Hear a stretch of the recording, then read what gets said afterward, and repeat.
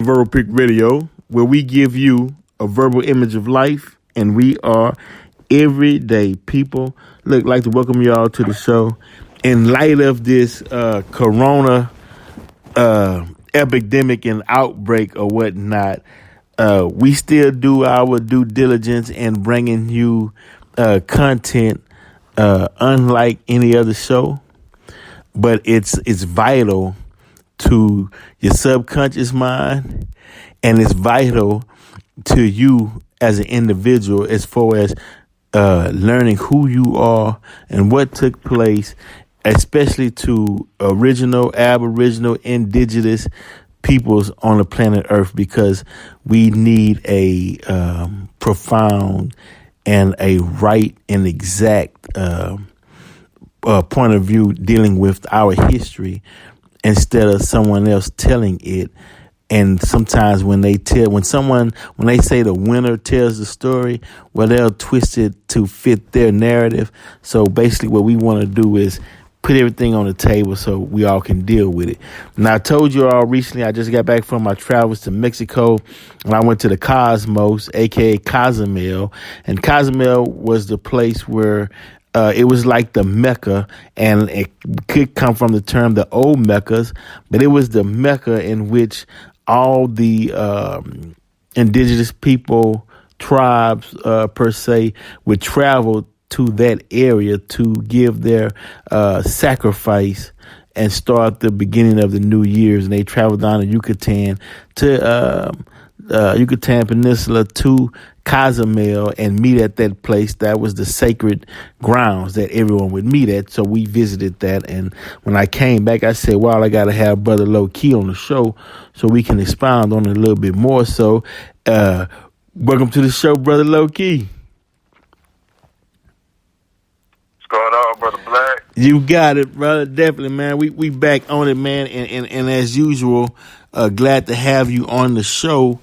And one reason I like having you on the show because of the etymologies and the terminologies that you use, because other people in the Americas, whether it's Central or South America, they understand as well what you're talking about, but you're also educating those of us Moors in America. And when I say Moors in America, I'm just using that term instead of saying black people in America. But for black people in America, we're learning what our brothers and sisters in the South and Central America pretty much know about. So this is a Moorish American or a black American history, and not only history but also up until the present time. So now, what's the science on the different American tribes, whether it be Olmec or the Mayans or the Incas or the Aztecs, and what they use as far as they spiritual beliefs? Okay, so we was discussing earlier about how there's a lecture Brother Bobby Hemmett, OG Bobby Hemmett did with the Nuwapians. You can go on YouTube and you can look that up, and he broke down the history of Palo Moambe, also known and falling under the umbrella of Las Reglas de Congo, which was basically Olmec or Olmecan shamanism. And what was interesting about it is that this was another science that was made manifest in its totality via the triangular slave trade. So that's how, you see its prominence in Cuba and the Caribbean, Central America, Mexico. You see it here in this city in Screwston when you go to the Botanicas, so on and so forth. And whenever you look up some of the information on whether it's Palo Monte, Palo Moambe, Cumbanda in Brazil, Mexican Brujeria, they would all fall under that umbrella of Las Reglas de Congo, which means the rules of the Congo. And the reason why you have the Spanish mixed in with actually, even with the Congo, but some of the actual names of the forms of energy that are dealt with, like Zarabanda, come from, quote unquote, Bantu group in terms of the actual language. So you'll have a Zarabanda within the pantheon, and then you'll have a Siete Reyes, which makes it, very unique. But that's because of the triangular slave trade and, the Spanish being involved in that slave trade, along with Portugal, France, et cetera, et cetera. And so same thing with Voodoo, with Voodoo, same thing, that's why you have with the Petros and, some of the forms of energy that they deal with in the Voodoo, they use gunpowder because that's what was being used on them when they were fighting against the Europeans.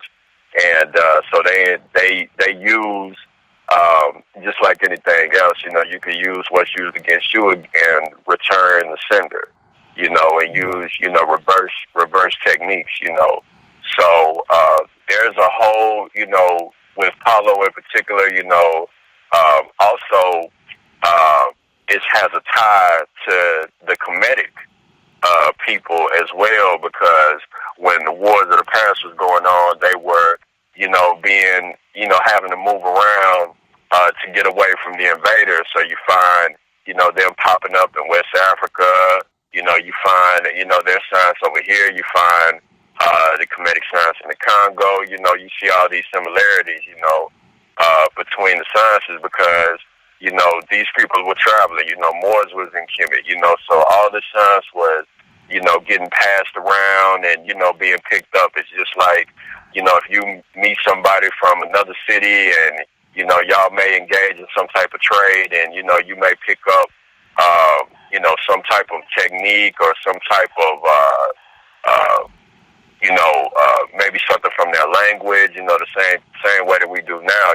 We use slang and colloquialism from, various different places, even language, we use from various different places because when there's trade going on and, including even this triangular slave trade, things get mixed in like a gumbo, so that's how, you have all these mixtures going on with these sciences, Right, so, I'm understanding that. And doing my research, Hispaniola was another term for Moor, because the Spaniards who came and conquered the Moors in the Americas, they called them Hispaniolas. But the thing now, I'm understanding that, but the Spaniards took over the Mexican government. That's why after the Civil War, President Abraham Lincoln wanted to purchase Cozumel to send the freed slaves and give them their own island. But of course, even some of the pre-black preachers was against that. But the president of Mexico, Benito, forgot his last name, he was like, no, but that was because he was part of the Spaniards' influence, and they didn't want that. But the point I'm trying to make is that the people who wanted to go back to Cozumel, a lot of those were the people that was captured and was enslaved in North America. And another interesting thing is that from Texas to Louisiana, on up into Central America, North America, that one part Texas was part of Mexico, these were the same people or same tribes that spread it, that migrated, we could say from even all the way up into Mississippi, because what I'm understanding that the old Mex also went all the way from the Texas to Louisiana all the way up into Mississippi. And they settled on that Mississippi River. And this is just a theory though, but when the what you call them, not the Eskimos, but the people of up north who came and defeated the black people that was in the natives, and they took over that territory. And as they defeated them, like you said, the mixture started coming into play, and they started mixing different cultures, and the Spaniards was mixing what they brought, and they amalgamated into what was already here with the indigenous in the Americas, the Moors, and at the end, it became one big gumbo pot. But what we're trying to get at today is the spiritual aspects of it, because you had the Europeans coming with a Constantine version of spirituality or religion, and you had King James coming through Virginia and the Virginia Company with the Bible that he wanted it translated to fit his ideology or agenda, being mixed into the native spirituality that was already here. So now we got to go in and started dissecting things and separating some things from some things, because we don't want to mix truth with falsehood. We want to just leave truth on the table, right? So when you say the terminologies of how you say Palembayambe? I'm learning from you. Right. Yeah, Palembayambe. Right, and that aspect coming out of the Congos now is Ifa and Igbo and Palembayambe, and are they all just similar, or are they actually really the same? So I can't speak on Igbo, but as far as Ifa, that's coming out of Nigeria. They are definitely similar, and you could correspond the pantheon between the two systems very easily. And even when you go into other systems, 21 divisions, and even Christianity, Gnosticism, Sufism, you can correspond all of the forms of energy and entities and, the gods that they speak on. You can correspond from one system to the next, because they're all drawing off of basic template concepts that function within inside of our bodies, our constitution, and outside in our human experience as well. So they just took what was going on in the inside and what's going on the outside in our reality, and they created metaphysical ways to be able to tap in to these forms of energy. And it's used for the programming of the subconscious, and I'll just leave it at that for now. Right, but I'm trying to figure out what was the purpose, though. Whether the purpose of all of that is to bring us back in tune, in line with the one Creator, or with the purpose of that to expound on our capabilities and abilities as individuals to raise to certain heights and levels that's prevalent within us. Yeah, well, the ultimate goal of all of this is to be able to go to the next level.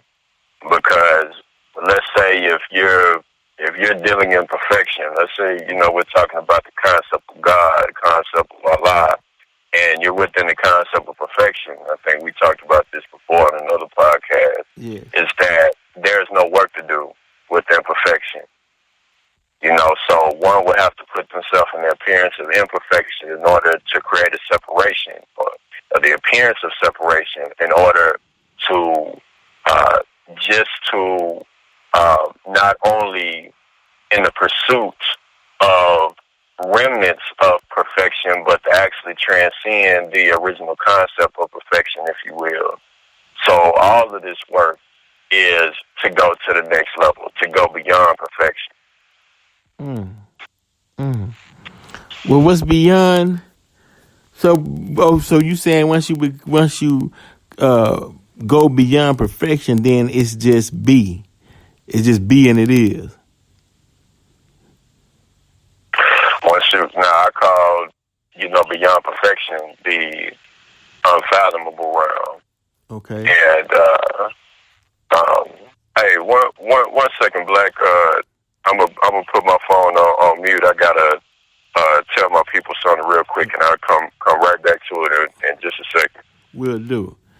We'll do. And by the way, all of you that's out there listening, make sure that you homeschool your children and use the Everyday People, the movie docudrama that we did, and you can find that on YouTube. Just type in Everyday People, the movie, and you will see a picture. It says black and blue on there. We both sitting down at a table, and use that as a guide, as a study guide for your young ones while you're at home dealing with this epidemic that's going on right now.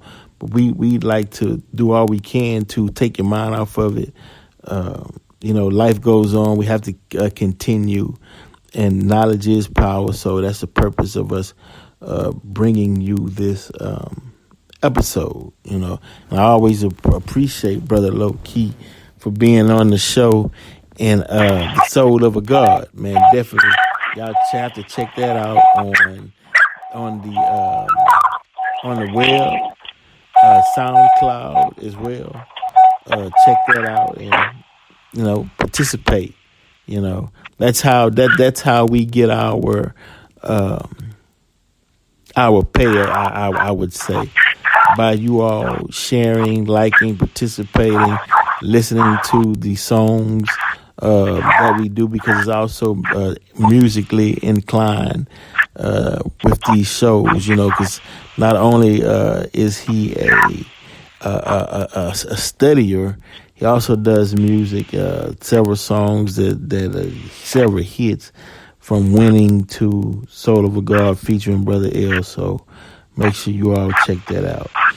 But this is an important work that we're doing, because we're laying down the basis from the root knowledge all the way up into the future, so you can get a perspective on the future, an outlook or a vision on what's to come, and you'll also know how to handle yourselves when anything arises, especially things like this,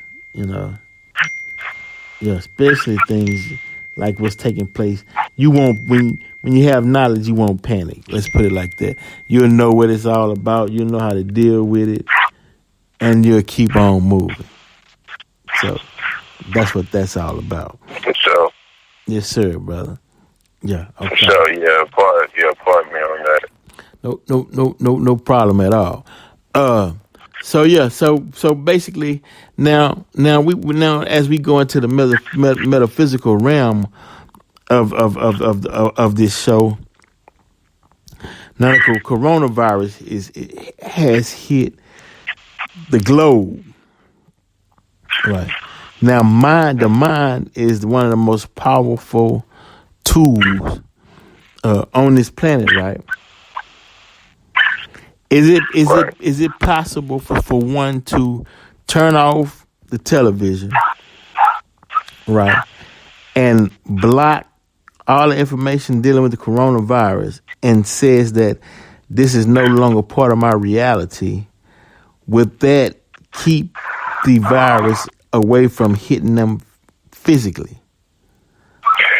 It would definitely help, because the body follows the mind. So, anybody looking up the sugar pill or the placebo effects, if you can convince someone that they have some type of uneasiness or a dis-ease, where their body is in an uneasy state or imbalanced state, then the body will actually follow.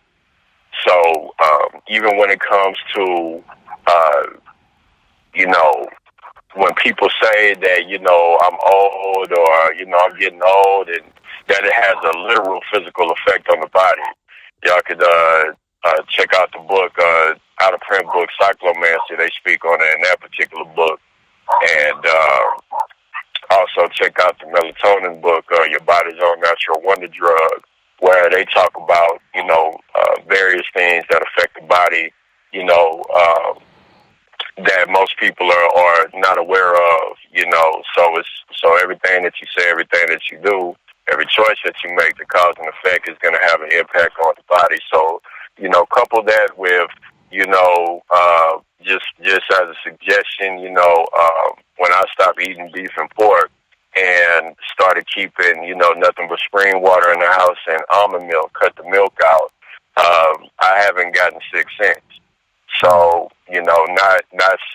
so if nothing else, I would say for those who are still partaking of those particular things, this is, if you could cut those particular things out, I'm sure if nothing else, it'll definitely help tremendously in terms of keeping a healthy constitution, but first and foremost, the fear and, the low vibratory thought and, your thought process is going to have more of an impact on your body than anything. The health part and taking care of your body is secondary, but they're both important. So if you're saying, oh, man, I'm afraid I might catch this coronavirus, and that's all that's on your mind, you actually calling it to yourself because your mind is going to bring you what you constantly think on. Right. It can't distinguish between right or wrong. If you want this, if you don't want it, it's going to give you what you're focused upon the most. Right. So for it to make manifest in the first place, it came from potential energy, or a quantum realm, if you will. Now break down the quantum realm for just, and that's just okay. Mm-hmm. No, I was saying that, and that's just for those who don't know, but for those who do know, just bear with us for a minute. Okay, so I think that the name of the test you can look up on YouTube is the slit test, if I'm not mistaken, and it's real interesting. They basically talk about how when you're not observing energy, it's just potential, and then once that particular energy is being viewed, it becomes a solidified particle. So they did a science experiment, and they actually proved this as a fact, so go look that up. But basically what we're talking about is that all these things that have been identified and named, they started out as just potential energy.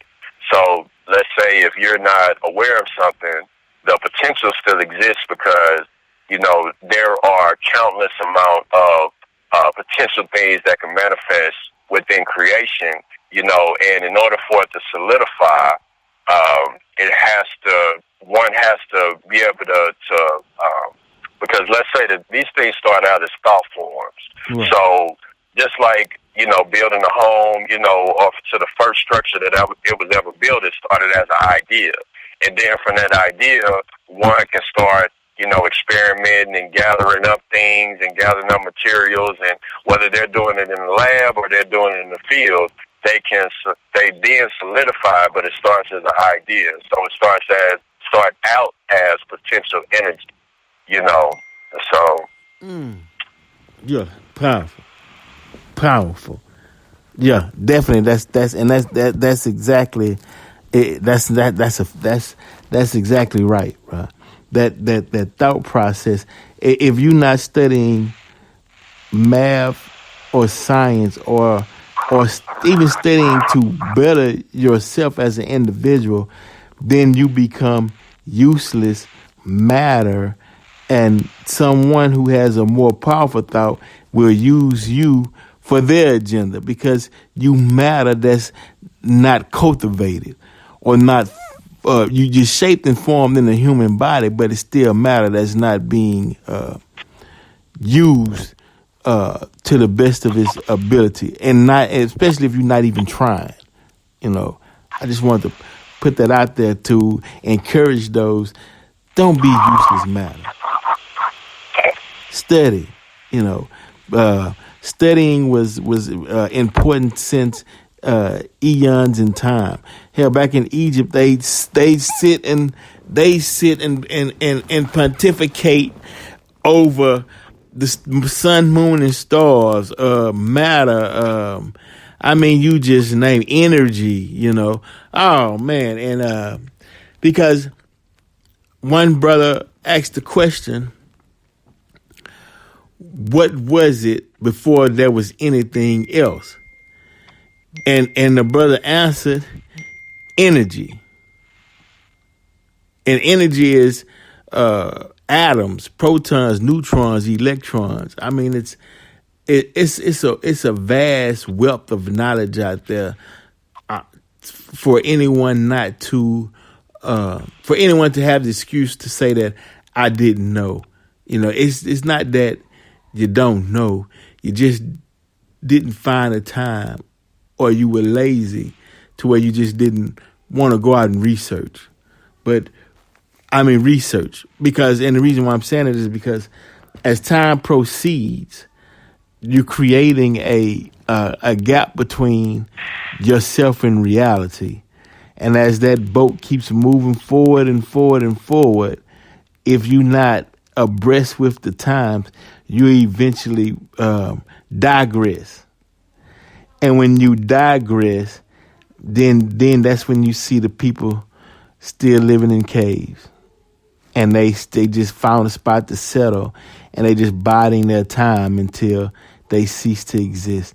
Whether that's right or wrong, hell, I don't know. I'm just saying, to me, it's fun knowing because you're alive, and it's like you got a front row seat to the show. You're actually observing. You see things. You're aware of things. You understand why things are happening. And even that within itself is a study within itself. Life is a study within itself. So, stay abreast and all that get understanding. They've been talking about that since the beginning of time. Definitely. So, but before we close out of here, I want to go back again. Cozumel, Mexico, the Mecca in which the ancients came to do their pilgrimage and make their sacrifices, and especially for women's fertility, was Cozumel too, is where they went to be granted or to pray for fertility, because we all know that the woman is the earth, and she brings forth life through that womb, and then as she brings forth life through that womb, then that the man by her side is teaching and those, whether it be music, the science, and then the woman is hearing that, and the baby is learning right in the womb. That's why they say the mother, the first teacher of the child. So we've been doing that process for eons, for trillions of years, right?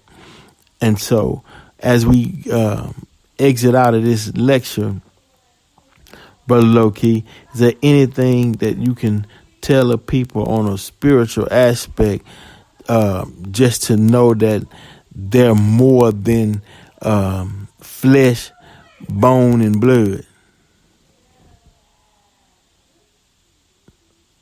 As individuals. Get up. Definitely. Yeah, Brother Low-Key got tied up on a.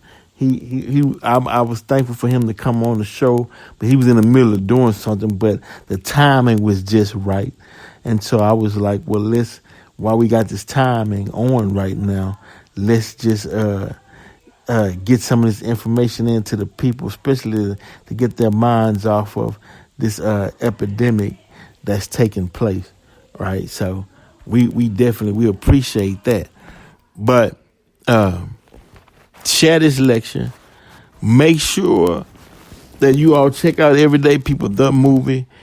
Make sure you go on TuneCore or Apple iTunes or anything of that nature and get the Niggas Rich song by Cole Black, and that's COLBLAC.